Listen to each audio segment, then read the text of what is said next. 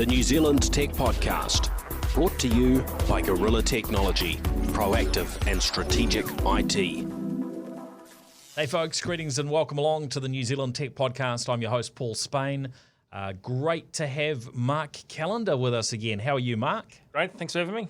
And before we jump in, a big thank you to our show partners, Gorilla Technology, 2degrees, HP, Spark, Vodafone, Cyclone, and Aruba. Now, things have changed since last time we sat down for a podcast. You're formerly Chief Executive at Vocus New Zealand. Now it's a somewhat larger entity, 2degrees. Everything's kind of come together. Yeah, it's, again, very exciting from my perspective. Again, something I've been passionate about for a very long time. As you know, I've been in this industry for 20-odd years. The lure of 2degrees has been there for a long time. It's always been a business I've admired from afar, like many of the businesses we've bought over the years. So it's fantastic to be sitting here as the new chief executive of 2degrees and the opportunities ahead. So yeah, really excited to be here. So look forward to having a chat. Well, congratulations on closing that deal. Are there any? There's probably a whole lot of stats and numbers and things, but what does that combined merged entity look like now in terms of scale? What are we talking about? Big. So it's positive. So in terms of revenue, so we're about 1.2 billion in turnover, which is just a big number. The more impressive number when you start talking about our staff numbers. So we've got about 1,800 staff combined. If I'd told you 10 years ago or 20 years ago I'd be sitting here with a combined workforce of 1,800 staff, I would have told you we're dreaming. But here we are. The really exciting thing about the business, though, is really the assets it owns. So it's phenomenal mobile infrastructure that we've purchased through the acquisition, the fibre assets we own, and the staff we've acquired through the process. So all of a sudden we've got 60 retail stores. Didn't think I'd be sitting here with 60 retail stores either. So the combined business is just in a phenomenal position, a very unique position given. Not many challengers have the assets we own to go head to head against the incumbents in market, and it's that DNA and that passion and that challenger drive that's still burning a big hole in my belly today, and is what I'm looking forward to in the years ahead. So you very much still see the business as a challenger brand? Very much so. Challenger is one of the key words I've used over the last few weeks as I've spoken to staff and gone around the country and visited retail stores. It was nearly a dirty word, challenger, but to me it sums up the business, right? If we're not a challenger, we don't. What is our purpose in life? We've challenged every market we've gone into, be that telecommunications, fixed mobile, energy. We've just launched into insurance. So anything we look at, we take a challenger lens to it. And to me, people choose us because we're a challenger. So they don't choose us because we're a smaller version of Spark or a smaller version of Vodafone. We have to carve out our niche in the market. So I love the word challenger. I mention it every second word when I speak to my staff. And it's something to be incredibly proud of. And it is the essence of the businesses we own today. Yeah. Oh, great. Now, if we sort of go back a little bit in time, when did you get into this? When did you first get involved in the world of telecommunications, Mark? So actually, like all good lieutenants, started at Telecom. So in the late 90s when dial-up was all the rage. So my first job was actually working at Extra, which was obviously the internet division of Telecom at the time. So I had about 4 years at Telecom, and to be honest, I actually loved my time there. So I loved the people, loved the staff I worked with, loved the culture, and got frustrated by a lot of the challenges or incumbency that comes with a very large company. So always knew my grassroots in my career was in challenger businesses prior to that, and I knew I had to step out and work in a very large business, which I did with Telecom, to just learn. Become a better person, better leader, understand how big, large corporates worked, and reinforce that I love being a challenger. So it was a great 4 years, and from there I actually went off and set up my own marketing and brand company, and ironically enough picked up Slingshot as a client. So that was my first foray back into kind of challenger telco businesses. And like I say, that was nearly 20 years ago now, and we had 35 staff when I started, and here we are today, 2degrees with 1,800 staff. So you've been in the industry for 20 years. Loved it. I think my biggest reflection on the industry today, and you've been in the industry a long time and technology for a long time, is telecommunication companies are actually incredibly valued. We're not dumb pipes anymore. We're critical to society. We're critical to cloud enablement, how people run their lives, how people run their businesses. So it's been quite nice to have been in there so long to see how exciting we were the dumb pipes came along, then again, how exciting we are as in terms of enablement companies. So, yeah. Yeah, and if you look back to some of those early days, what are some of the things that that sort of stand out in your memory? I think the business been called Vocus recently. What was it called in the earlier days? Well, if you go back to the nucleus of where the kind of the consumer internet business began, so you go back 20 years, we were a company called Call Plus, and we were a toll bypass company focused on the business market.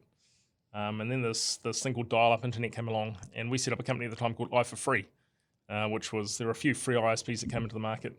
That's quite a fascinating story, i4Free. Maybe you can just sort of break that down, because there's probably a bit of history that some people will remember, and other people will have no idea that such a thing could exist. Yeah, I'm pretty sure most of the legal cases have subsided now, so we'll be fine to talk about it. But essentially, the way the interconnect regime worked many moons ago was you used to have to pay for a call to go one way or another. The fascinating thing with dial-up internet, it was a one-way call. So disruptors in the market at the time obviously jumped on the fact that a dial-up call used an outbound dial-up tone one way, of which you got paid interconnect revenue. So across New Zealand and the world, these things called free ISPs came up, where they were free to the extent that the businesses survived on the interconnect revenue that came the other way. Right, so somebody calls in from, say, maybe they're a customer of Telecom, calling from Telecom to your network. Telecom has to pay your end X cents a minute for that call. So if somebody spends all day on the internet, good for us. Basically, you're just earning money. So yes. So obviously, plenty of other investments, but that was the essence of it. So So again, there was at the time there was i4Free, there was Freenet, there were a few others. I think Telstra Clears was Freenet at the time. So this phenomenal thing called free internet came up at the time, and at the time, to be clear, I was working at Telecom at the time, so I was actually on the other side of the fence, charging people $39.95 a month for dial-up internet. So from there, obviously, this worked very well for the free ISPs in the market, but Telecom at the time obviously wasn't so good for them. So they actually took most of the free ISPs to court, and over the course of kind of a weekend, the free ISPs got shut down through an injunction through Telecom at the time. And then over the weekend, our business was shut down, so we had to come up with a new model, and that new model was a pay ISP model, and that's where we came up with the name Slingshot. And Slingshot derived from David and Goliath, which is we were the David, Telecom was the Goliath, and essentially over a weekend we converted from a free ISP to what many people will be familiar with today as Slingshot, which was a 3-month prepay dial-up service at the time. So that was the nucleus of how the business even evolved to get into the consumer market. And so when you talk around kind of a challenger DNA and really understanding what a challenger, it goes back to those 20 years ago in the trenches at the time, trying to survive, trying to build business models, trying to take on incumbency, and that's the nucleus of the business 20 years ago, and it's still, we have remnants of it today. When I obviously took over the 2degrees business, it was kind of with pride. I got up and I could see people in the crowd that were back there 20 years ago that came up with a name that built the ISP that transferred the model. It was horribly unsuccessful though. We lost most of our customers overnight. So I think at our peak we had about 180,000 free ISP customers, and over a weekend we kind of dropped back to about 10,000. So it was rebuilding from that would have been ground. Generating some quite significant revenue, having 180,000 customers. Yeah, it was. At that time, there was still significant infrastructure that needed to be built. So it might sound big, but it was certainly not profitable. So like any business and any industry outside of telco, scale is critical, and it was really trying to build scale. So from where it went to where it dropped to, we'd built infrastructure for 180,000 customers. All of a sudden, you've got quite a bit of cost that you're carrying for the balance. So sounds glamorous, but I can assure you it was stressful. It was challenging. It was character building for the people involved. But from my perspective, it's still part of the business we have today, and the 2degrees business has gone through similar things. Similar history with strong individuals in the market like Tex Edwards that have fought for years to drive true competition and outcomes for mobile and pricing and everything in the market. Both businesses have very, very similar stories, and it's a phenomenal opportunity and privilege to see them kind of come together, in the last month or so. Yeah, so those early days on the 2degrees side, Tex and others basically managed to launch a mobile network there where there wasn't one to compete with the other players. What are the highlights that you can recall from that time, or what you think were the kind of the linchpins that allowed that to happen? So again, if you come back and talk about the fundamentals of resilience, individuals like TechSed, and there were others as well. There were no different to Core Plus in the early days. There are great people in these businesses, but the resilience to keep fighting, trying to raise capital, trying to get access to spectrum, trying to drive competition. You do these things for a long period of time with kind of no real reward and outcome. And there were some phenomenal pioneers back in the days of 2degrees that 2degrees launched in 2009 for the first time, but it was going for several years prior to that. So it's it's credit to people like that continue fighting again for fundamental belief in terms of driving true competition in the market. And the business got to 2009 and actually managed to launch. So originally started out with its heritage, which was a consumer prepay business model, which was really hard because again the consumer prepay side of the business is the lower value side of the equation. It required, significant, obviously, building of infrastructure. It required roaming agreements on other people's networks. It wasn't easy. And again, it's with admiration that I saw the 2degrees business grow from its early beginnings of prepay into the very successful businesses today. And it comes back to, I think, unique individuals, unique passion, unique desire, and there's lots of people that are involved in that journey. But they're pretty phenomenal stories when you actually understand where they come from. Yeah. Now, looking at 2degrees in terms of where they are now as a network and mobile subscribers and so on, what does that look like at this time? So if at a high level, the industry's about a $5.5 billion industry. So we sit at about 1.2 billion of it. So revenue share, call it 20%, 20% of that market. In terms of customer subscriber numbers, we've got about 1.6 million mobile subscribers. We've got about 350,000 broadband subscribers. So it's a very large business. But the challenge for the business and the mandate that we've got is it's a growth mindset still. So again, the point I'm reinforcing, we're kind of at the start line. We're just beginning. So we've been incredibly successful business in our own right, but I use the terminology victory disease. We're just beginning. So it's how we grow, it's how we forge, it's how we attract talent, it's how we be different from here. I talk around that challenger DNA all the time. You have to think like that. You've got to have a growth mindset. So the number one thing I want with people coming into our business is a growth mindset. Having spent 4 years or so at Telecom or Spark at the time, the real interesting difference is back then it was around how you prevented yourself going backwards, or alternatively, how do you keep putting up prices so you don't go backwards, right? It's a completely different mindset when you're a challenger business that's grown organically or through acquisition, as we've done over the years as well. You have to think differently because you have to grow each month, right? You have to worry about cash coming in the door. You have to worry about all of those things, and that's the exciting part. There's these highs and lows, and that's really what I think bonds teams and challenger businesses. So how do you do that now? Because when you're able to grow by acquisition, right, there was sort of, these varying options to grow. You don't really have a whole big list left, I imagine, of acquisition, targets at this time. And looks to me like a reasonably sort of competitive market. You've got Spark sitting there. They've got cheeky Skinny brand there to try and keep us at bay. Try and hold you back there.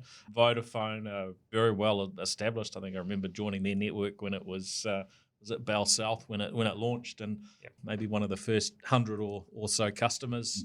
Incredible customer service that they delivered at that time, because there basically wasn't really a mobile network to support it, so you'd be diverting your mobile calls off to landlines and things like that. So we've had a really, really interesting journey over the years. But where do you go from here to be able to grow in this market? Yeah, so good question. And again, I think the challenge I have to my team is, again, I use the terminology, we can't be a mini Spark or we can't be a mini Vodafone. That thinking is not what we need in the business. We need to continue to evolve and be different. And as you say, the acquisition opportunities are less and less as you get bigger and bigger. My big challenge to the business is you can be big but think small, right? And that's the key aspect we have. We have to maintain that agility to be different to the incumbents in market. When we look at share growth and opportunity growth from here, the market has got tougher, but that also leans into our favour in that the opportunity to lead and differentiate is still through innovation, and that comes in many forms. So if I use simple examples like the 2degrees business has this fantastic thing called a data clock, which is unlimited data usage, 1 hour every day for every customer's on a certain plan. That's a phenomenal innovation. So you can literally jump up in the morning, or you can have a kid on a school bus that goes, actually, I want my unlimited data between 3 and 4 p.m. or 7 or 8 p.m. So that's an amazing innovation that differentiates us from competitors. But the other key point is it comes back to the services layer now. So where I talk a lot about network and infrastructure, but when I talk to my company, I talk to our company as if we're a software company, because fundamentally people don't buy networks, they consume services. When we build an app or a self-service application, we don't try and compare ourselves to a Spark or a Vodafone. We compare ourselves to a Netflix or an Uber in terms of how they might want to consume services. And that's how we'll differentiate and win, right? So it's at the services layer, it's at the digital experience layer, and that's right through the value stack. So when I say those things, I don't talk just specifically around a consumer. I talk around medium enterprise, large enterprise, government. There is no reason that a large enterprise customer today can't go through a software portal to consume and configure data networks, be that SD-WAN or Ethernet services or access to Azure, right? That should all be done through software platforms. So our ability to grow is, interestingly enough, going to come through services innovation and digital innovation. And we've got the backdrop of obviously being a challenger. We own value and price in the market, right? That's what we are as a challenger. The key to how we're going to win more share is through our services layer, and that's where we're really pushing the team to kind of innovate and drive. How hard do you see that being? Because as you've got, you're bringing together multiple brands, but effectively, two companies.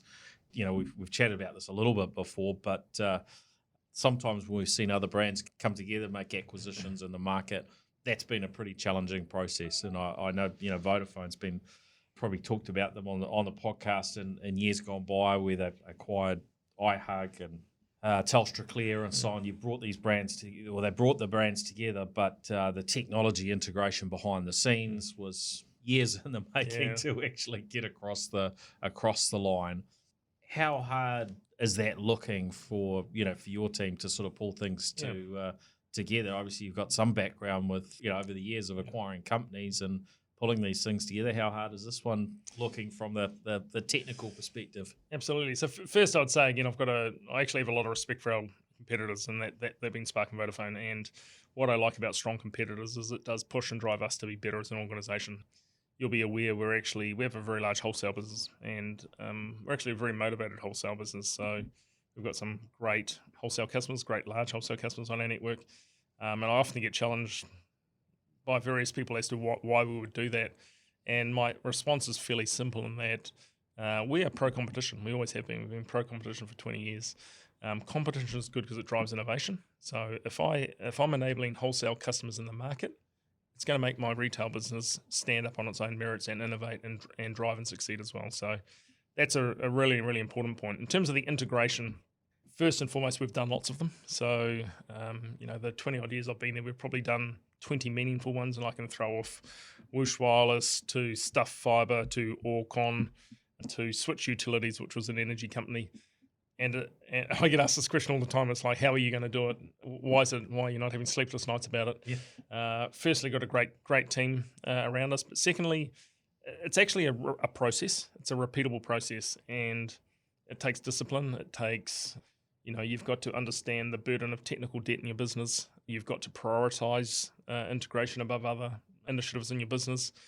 So not making it sound easy, but over the years, the ones we've done some bad and we've done some very good, and the successful ones we've done at pace. We understand our end destinations early. We bring people on the journey with us. We clearly communicate why we're going in a certain direction, but it's discipline, and it's too easy to get distracted by big, new and shiny versus integration. And the one thing we've always done very well is we've carved out resource, we've prioritised integration, we've prioritised customer, because the key thing people forget in integration is customer. Right? It's not the technology stacks that struggle, it's your customers that struggle. So you've got every incentive to get it right. So I can't speak on, again, behalf of others. All I can say is the ones we've done well, we've got a formula now. I've got a head of integration, a guy called Adrian Dick, working for me. I've worked with Adrian for 20 years, and we work incredibly well together. But again, the experience we've learned over the years, we're just going to rinse and repeat. And I don't want to jinx myself too early, but things are going well, and we're communicating well with the team, and we've got good progress, and we're focused. We've got a clear plan. We're sharing that plan, and we just get that balance right between what does the business need and what does integration mean, and what does it mean for customers. You get those three things right, touch wood, we'll get this one right as well. So we're feeling a little bit confident, but we'll see how we go. Cool. Now, I'm really, really curious about your brands, such as Orcon and Slingshot, to talk there as well. The Vocus brand is more on the business side. I remember being asked, I can't remember which media outlet it was, but someone was asking me, well, what does this future look like with the businesses potentially coming together in the past? And I looked and I thought, well, this is the way that Vocus and Mark seem to run, is there's a bunch of brands. Yep. And so I thought, well, maybe that's how it's gonna play out. But you're squishing all of the brands and converging into one. So how did you land on that decision? Can you walk us through a little bit of how you got there and why Orcon will be gone for good and so on? Another very good and tough question. I think the first thing you learn from that is you got to put your personal emotive ties aside, right? So I'll bleed Slingshot, I'll bleed Orcon. I've developed those brands. I've been involved in those brands for 20 years. So it's not with a heavy heart that we say we're going to a single brand. But through all those years, we've always challenged ourselves on why we have multi-brand strategy as well, and it's worked very well for us, given our position in the market, our ability to spend on marketing dollars, the ability to have cut through in the markets we compete in. So for us, the multi-brand strategy, given our relative size and relative marketing effectiveness, has always worked. The one really, really exciting thing that has even surprised me more when I've come into the 2degrees business is the 2degrees brand is a loved brand. It is, whether you're speaking to customers or staff, it's a brand that's loved by all. It's a brand that's bigger than the brand. It has a purpose, which is, again, fighting for fair to make New Zealand a better place to live. So every essence of that brand and a challenger brand is phenomenal. And when we've always challenged ourselves on the multi-brand strategy we've run, we've actually looked across the fences with envy to go on, it's so nice to have a single brand. Because with our multi-brand strategy that we've historically run, is we've actually run different businesses, right? So we've had a Slingshot business and an Orcon business. And we've actually, structurally, we've run the business separately. And we do it purposefully. And it's something, again, that Malcolm and Annette taught me in the early days, which is if you want a business to be successful, you need to give it its resources, you need to ring fence it, and you need it to control its destiny. And that's what our multi-brand strategies always allowed us to do. So that's with a lot of emotion I talk about those brands. And we've got this fantastic thing called 2degrees. 2degrees is, a once-in-a-lifetime opportunity to kind of go that next level again. 2degrees is a value brand in the market. It's incredibly well known. Its awareness is through the roof. Its consideration is through the roof. So every aspect we look at that brand, and we've looked at it from afar, going, it would be amazing if we could have that brand, and we're now in the position we've got it. So then we need to put our customer hat on and go, well, what are the pros and cons behind keeping the various brands? And we haven't quite kicked them to touch yet, but we're going to go through the relevant research that you'd expect to make those final decisions. But the strength of that brand, the opportunity to evolve that brand through consumer to medium business, to enterprise to government is the big opportunity. And we think to achieve our simplification of the business and innovation of the business, we can do that more effectively under a single brand structure. So the way I've now aligned my team for success moving forward is under a single brand structure, so we can achieve those objectives. I think we'll, in the longer term, take more share under a single brand strategy than a multi-brand strategy. But I would like to reinforce to all my Slingshot and Orcon customers out there, they're going to get a fantastic service under 2degrees. Nothing's going to change. But there are lots of benefits to going to that single brand strategy. So, share of voice, marketing effectiveness. We want to be standing up alongside a Spark, a Vodafone, and 2degrees when you see our brand and how much we're spending in market and our awareness and how relevant we are in the market. So a long way of saying, brand's very emotional to me. I've been involved in them from a very long time, but I know fundamentally that it's the success of the business and the team has done an amazing job on the 2 Degrees brand. Our future is the 2 Degrees brand moving forward. Yeah. We are keeping the 2 Talk brand separate for your listeners out there. And you've got a few very strong technology people out there listening today. 2 Talk is a phenomenal business. It's run by a lady called Jude Flood. So Jude Flood runs 2 Talk. It's a phenomenal business. I was in there at the company last week, because it's quite hard from my perspective. I get up and talk around this phenomenal one company, one brand strategy, and I've got this awesome team that's sitting in another building. But again, my message to Jude and the team is, they're a critical part of the business. They've got a phenomenal IP voice business, phenomenal software stack. They do a great job in key segments of the market. So that is one part of the business we are just going to continue to invest in, but it will operate completely separately. Yep. So peeling back the covers a little bit, sort of going through that exercise and figuring this out. How long did it take? How many people were involved? What did that look like? Because I just think it's, it's obviously quite a pivotal and key, moment for the businesses. And just kind of curious. Yeah. So the advantage we have is we kind of do it every year. So again, if you look at our consumer business today, we have Slingshot, Orcon, and Flip. So we've had these 3 brands. So we challenge us every year whether it's the right strategy or not. And we've had big debates on Flip and whether 2 versus 3, and we'd kind of reached the point 2 was probably the best place to land. And so Flip had a path to being removed from the business anyway. So we challenge ourselves as an executive team every day, and it really comes back to the fact we've envied looking at our competitors with a large single brand to really get behind, back, and drive outcomes. It probably wasn't as long as you thought, because we think about it all the time, right? We're constantly challenging ourselves on that multi-brand strategy. We've thought through, do we keep 2 Degrees and a Slingshot as our challenger brand, or a Flip as our challenger? We've gone through that process, but I think all roads lead back to the fact we want to back a single brand, and we want to be a serious challenger in all market segments. We believe the most effective way to achieve that is under a single brand strategy.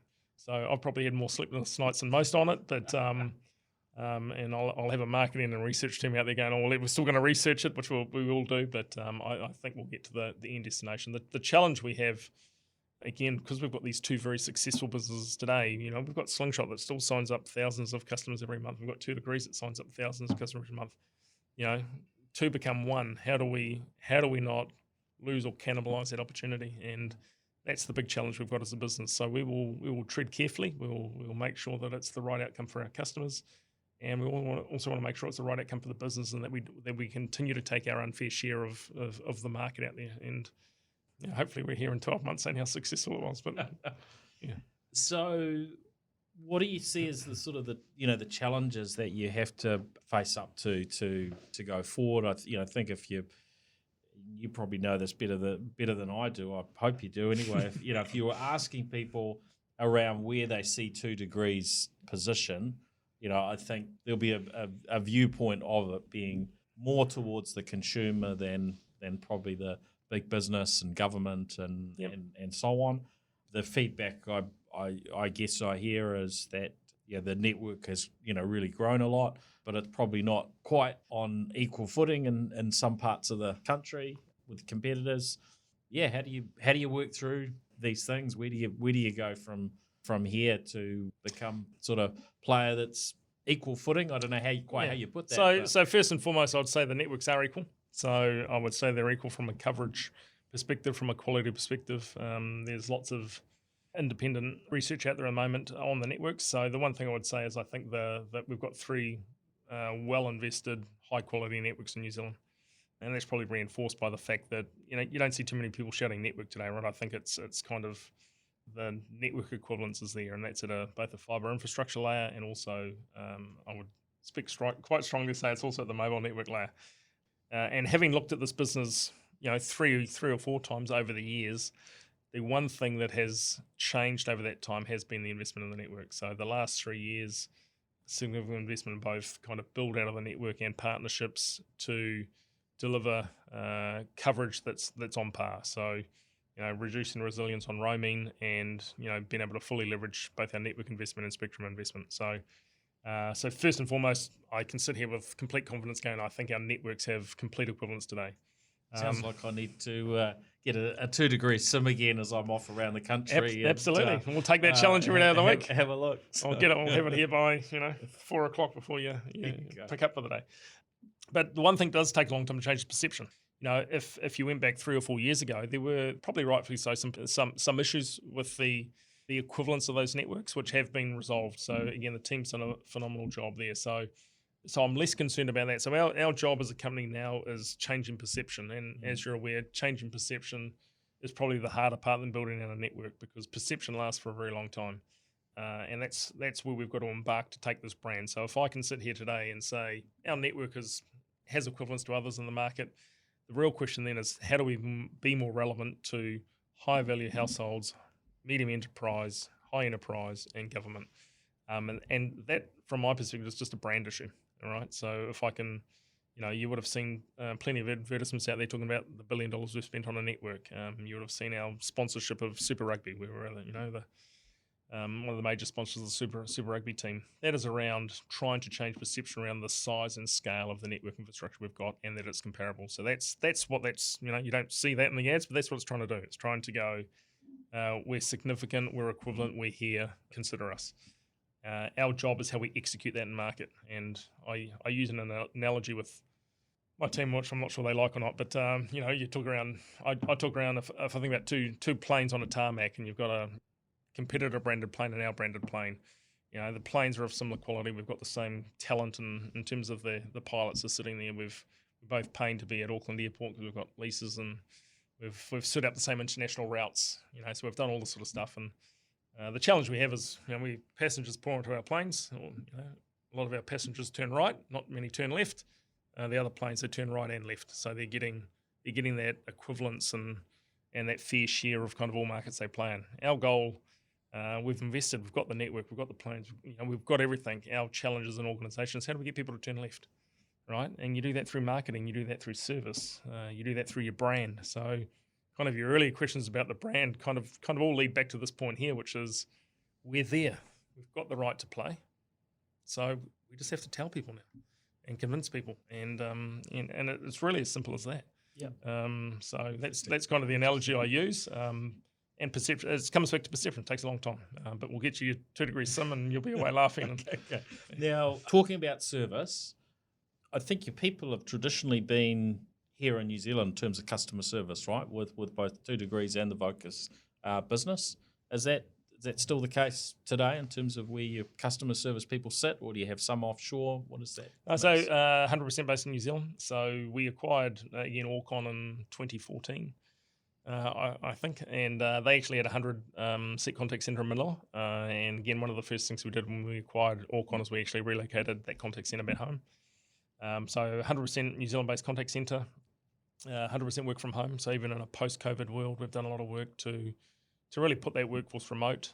It's what they want to do. It's the the choice they want to make. We give people the option, but 90% plus of contact centre related staff want to work from home for obvious benefits like more quality time with the family and the kids, less commute. You don't have to pay $10 for a sausage roll in Auckland.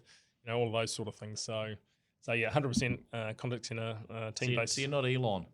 No, not at all, not yet. We've got to. It is an area that is challenged at the moment. Again, with the lack of immigration coming into the country. You've got things like COVID and a lot of contact centre staff associated with that. So a challenge for the industry in New Zealand across the board is really how do we fulfil that resource and pipeline so we continue to deliver great service. And it's something where I think as an industry we're trying to work on. But but moving forward, it's going to be 100% Kiwi based. It comes back to our core values, our core DNA. So we won't offshore. Okay, I think that's. It's definitely something that stands out, and yeah, good on you. Now, another thing that has been going on is the selling off of cell towers. So that's something that's being investigated, locally with competitors. How does that sit for 2 degrees? Do you see that as something that could be beneficial in the future of the business in terms of freeing up funds and so on, or would you expect that to stay the same? So the best way to think about it is it was never part of the investment So again, we've got two great shareholders in Macquarie Asset Management and Aware Super. The desire for the 2 degrees and Vocus assets was to buy a growth business that had good growth potential. So good news is it's not part of the plan. So that's good. So we're focused on executing the plan. It's with interest we watch it. So there's obviously a lot happening in that space. I think the key point on is it's not at the competition layer. So the tower sales are really selling the passive infrastructure, whereas the competition happens at that services layer, the active layer, and kind of everything in between. So it looks interesting. If you look at, again, some of the sort of values and multiples they're getting, you kind of see the logic behind it. So we'll watch with interest. Again, I don't think I think either way we're in a strong position. If you go back through the history of competition, this isn't just about mobile networks. It's, to have a party that might own infrastructure that wants to welcome more tenants on, it's probably a pretty positive thing. So either way, I think it's 2 degrees, and it'll be a very strong position moving forward, regardless of what happens. What else is happening? What else should we be looking out for from 2 degrees now? So the thing hopefully you won't see is the integration.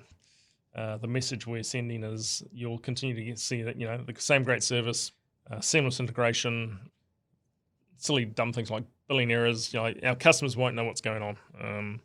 So that will define success for us moving forward. We're continuing to roll out our 5G network. So again, a big part of the investment in the last 12 months and certainly the next few years is going to be the continued rollout of our 5G network. So we now have coverage across Auckland, Wellington and Christchurch. So if you're a Samsung and Apple user with the right phone, you're enjoying our phenomenal 5G service. So that's going to be a continued investment that we're going to have to roll out and deploy. So that'll be a big focus for the business. But more importantly, it's how we're going to turn up in those high-value market segments. So again, how we turn up in business. You'll see some new campaigns hitting shortly, which is, for the first time, really having a business focus on how we turn it up in market. I've just told my competitors what's going on, so they might keep an eye out for it. Marketing team will be shaking their heads. You'll start seeing some early signalling that the challenge for this business is just a perception. We've got the right to play. We've got the right to win. We just need to let customers know that. And so continue to see our strength in the consumer business. That's our bread and butter, right? So you'll continue to see strength there. You'll continue to see the strength of a mobile and fixed player. So I think the other interesting challenge you have is DNAs are different across mobile and fixed companies, and it's how you get the blend of both of those businesses moving forward. So you'll start having conversations with us that are fixed and mobile conversations, not just mobile conversations, and vice versa. The ex-Vocus business, you'll stop having conversations that are just fixed. You'll have having conversations that are fixed and mobile. So that fully integrated company, you'll start seeing. You'll see continued investment in the network, 5G, eSIMs, IoT at some point in the future, which is really exciting. If I could come back in a different life, I'd love to be an IoT man. There's so much cool stuff happening in IoT. But in the meantime, I'm focused on our culture and our people. We talk a lot around technology, integration. I'm very, very obsessed with the culture and our people. I'm 4 weeks into the job now. I've spent quite a bit of that time around the country, visiting retail stores, visiting offices, speaking to people. You learn so much, and again, when I talk around that passion for that brand, I use the example I went into the Riccarton Mall, and the team at the Riccarton 2 degrees store there are just amazing, right? Their passion for the company and the brand is just amazing. Whenever I drive around with the kids, they're pointing out 2 degrees stores everywhere. It's pretty cool stuff, right? So it's how we just continue to embrace that and integrate these businesses as well. And if we're successful, our competitors will start paying attention to us. If not, we'll just stay under the radar and we'll be a $2 billion company before they know it. So. Now you mentioned eSIMs there. What can you tell us? What's coming on that front? Yeah, so obviously eSIMs is a key and emerging part of what's going on across the sector. So it's obviously provides a very seamless way for people to switch between providers. The ability to offer customers an eSIM opportunity across all the players is really, really important to us if you've got, again, the right handset and capability to do it. eSIMs will be part of the future in terms of the way we operate and the way we switch between providers, or whether you have dual providers on a phone as well. So that development's underway, and similar to what others are doing in the market, we'll have that as an option available to our business and consumer customers in the future. Right, and one of the things that we've only seen one provider do in the New Zealand market is that sort of single number across, say, an iPhone and a Apple Watch. Is that something that's hard to do? I know. Yeah. So again, to be clear, the eSIM journey is much more than the mobile phone. So it's connected devices and all connected devices, and so short answer, that is hard to do, and that's why you'll see most players go on a roadmap of deployment, starting with again mobile devices first, and then going through connected devices thereafter. So it's hard, but again, I use the word ad nauseum to my team about equivalence. So we have to be equivalent. We have to offer similar services. So it is part of being a key player in this connected world we live in, and it'll be a key part of our roadmap moving forward. Now we've got world-class fibre in New Zealand. We're in a really lucky position, or 87% of homes are with access to fibre. But now you've got a mobile network to sell. What is that going to look like in terms of fixed wireless, particularly with 5G growing from, I guess, something that's it's a pretty small percentage of coverage at the moment, but that's going to grow. So I love fixed wireless. Now I'm a fixed wireless evangelist. So fixed wireless has a very important role to play in kind of what we deploy out in the market. If you look at certain usage behaviours in a household or certain budgetary requirements, it has got a really important role, particularly as we're about to enter fairly inflationary times. So again, it's no secret that the fibre input prices that we pay to our local fibre companies, and we're about to get a very significant increase to that. Our only alternative is the only prices we can control are those that are within our remit. So therefore, more cost-effective alternatives will be delivered to fixed wireless access. That's just the reality of the economics we're facing with the local fibre companies. I would go a step further and say that the service is pretty phenomenal as well. So I played a trick recently on my daughter. We've obviously got gig fibre coming into our house, but I told her I was changing out a Wi-Fi access point, and I actually put a 5G connection in the room, and she wouldn't go back to the old connection. So she's getting 400 to 450 meg download to a room at the moment. So the service is phenomenal. The ability to offer that at a price point that might be more appropriate to certain households is going to be really important moving forward. I think New Zealand Inc., like the rest of the world, is going to face some challenges, and I think it's really important you've got a balance or a portfolio of products that you can offer customers. At the end of the day, you've got people where fibre is fit for purpose and it's going to be the only alternative. You've got fixed wireless that's going to play a really critical role, be it from a 5G, which is from a performance standpoint, competitive with 300-400 meg entry-level products in the market, but more importantly, from a price perspective, is it going to meet a need in the next few years? I think it will. So I'm a big fixed wireless broadband player. One of our core pillars is, developing innovative products on our incredible networks. So quite simply, our customers will get the best experience on networks we own, and that'll be a big part of our strategy moving forward. Yeah, I think there's always sort of a how do you market that in a way that it's that I guess it's a balance for the business in terms of from a revenue perspective, you probably prefer as much to be coming over your own network, but actually it's pretty hard to I think it's probably impossible to beat fibre from a reliability and a performance standpoint at this time, right? Yep, so. And don't disagree you're never going to force a customer, be a consumer business, down a path for a technology path that doesn't make sense to them. So it comes back to the why. So be that your usage requirements within a home or a budgetary issue versus the demand. So, don't disagree with the sentiment that, fibre is a phenomenal product. The investment this government's made in fibre was visionary at the time. The quality of the network's amazing.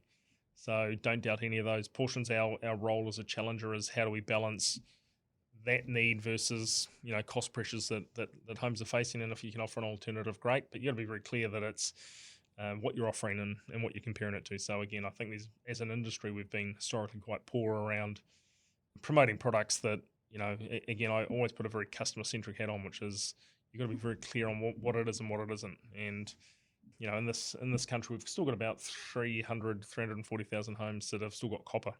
And as we're going to go through a copper withdrawal process, we're going to rip all that copper out. And we've thrown everything but the kitchen sink at it as a fixed line provider over the years to try and switch those customers. There's some customers that either just don't want, for whatever reasons, they're either the laggards or they don't want the front road, front of their house dug up. They're the sort of people that the fixed wireless broadband might be a perfect alternative for. But again, got to be very clear on what it is and what it isn't. And at the end of the day, we're never going to force a customer down a path that's not what they want, and that's just not where we are as a company. Yeah.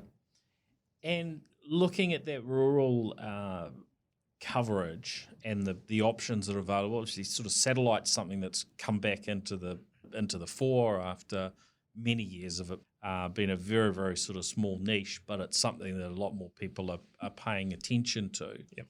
Then obviously there's your rural broadband through fixed wireless or copper. We've got wireless internet service providers as well.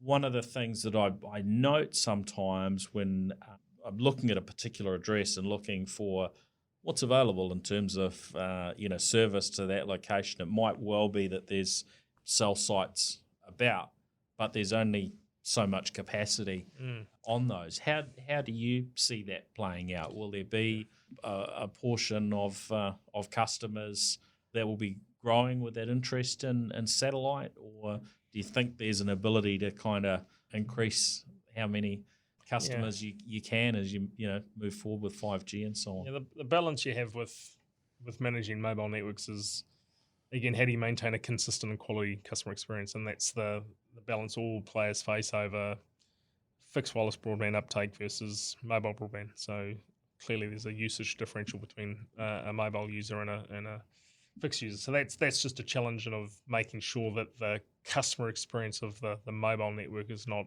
impinged. So that requires investment in spectrum. And the rural stuff is really interesting. So we're obviously party to RCG. So there's Spark, Vodafone, and 2degrees that are party to RCG. That's actually working incredibly well in terms of kind of the investment that's made and the continued build out of providing services through that RCG group. Right. So that's basically three competitors working together on rural connectivity. Correct, and it's again we compete, but it's how do you service those areas to provide them with a quality of service that they would otherwise not get. And I always use the analogy, whenever three competitors compete, it's normally for a pretty good reason, which is you're trying to achieve a greater good for a customer outcome, and that's what I think RCG's achieved very well in terms of servicing those more remote rural users. But to your point, there are other competitive alternatives out there. Satellite's a good example. It's been mentioned a couple of times in the media that there are players like Starlink and that have entered the market. And coming back to our pro-competition stance, we have some very good partnerships with what we build. Take the WISPs out there again. It's important that WISPs have capability beyond kind of the services they provide in terms of reaching the wider internet. And we're very proactive in all those spaces. So if I put my pro-competition hat on again, RCG is doing an amazing job. We embrace new technologies like Starlink and satellite, and we enable WISPs to compete. So it's a big challenge that I think everyone needs to lean into. And it's what we're up for, and it's what we've been doing for an extended period of time. Is there anything extra that you could do? I know, between Spark and Vodafone, and I may have this slightly wrong, but something I was looking at recently, it looked like with Spark, you get your rural kit, you plug it in to the power at home, sort of as simple as that. Vodafone have an option whereby, an installer comes and, makes some effort, I guess, at cost to give you that better connection between the cell site and the home location. Any changes happening 2degrees on that side? So I just think, again, as an industry, we're very aware that it's something that's really important, which is connectivity into the rural sector, the rural community. So, and I think initiatives like the extenders and those sort of services, it's how do we do it in a cost-effective manner that's delivering, I use this word equivalence a lot, but a near equivalence outcome for those more challenging places to reach. It's something that, again, we remain committed to. If you look at 5G rollout, again, how do we have the right amount of emphasis on rural and regional New Zealand over Auckland, Wellington and Christchurch? And they're the sort of things that, again, we're very passionate about. We think about a lot, and again, we try and work how we can do it in a cost-effective manner. So No silver bullet, but we're again, if I just keep coming back to my customer-centric view of the world, we're just as passionate about what's happening in rural and regional New Zealand as we are in kind of the more metro areas. Great. Oh, it's been really interesting catching up, Mark. I know there'll probably be some questions that have come in, because as well as the podcast, we do, we're live streaming this out to You didn't tell me that. Out to a few platforms. So it may come back to you with some questions, or maybe it's maybe we need to have a sort of a technical session with that side of the business. There might be some There's other plenty of people smarter than me in the business. other questions but to, actually, I think it'd be a great in. idea to get. Again, we've got some amazing technology people in the business, and I think you'd have a fascinating session with them, with your viewers and your listeners. So more than happy to line up those people as well. Yeah, no, that sounds good. Well, thank you again for your time. Yeah. And thanks to our listeners for joining us here on the New Zealand Tech Podcast. We can't finish the show without saying thank you to our incredible show partners for their support of the New Zealand technology and innovation ecosystems. They are Gorilla Technology, HP, 2degrees, Vodafone, Spark, Cyclone, and Aruba. Thanks everyone for joining us, and we will look forward to catching you for the next episode. Awesome. Thanks very much. Cheers, Appreciate Mark. it. Cheers. So. The New Zealand Tech Podcast, brought to you by Gorilla Technology, proactive and strategic IT.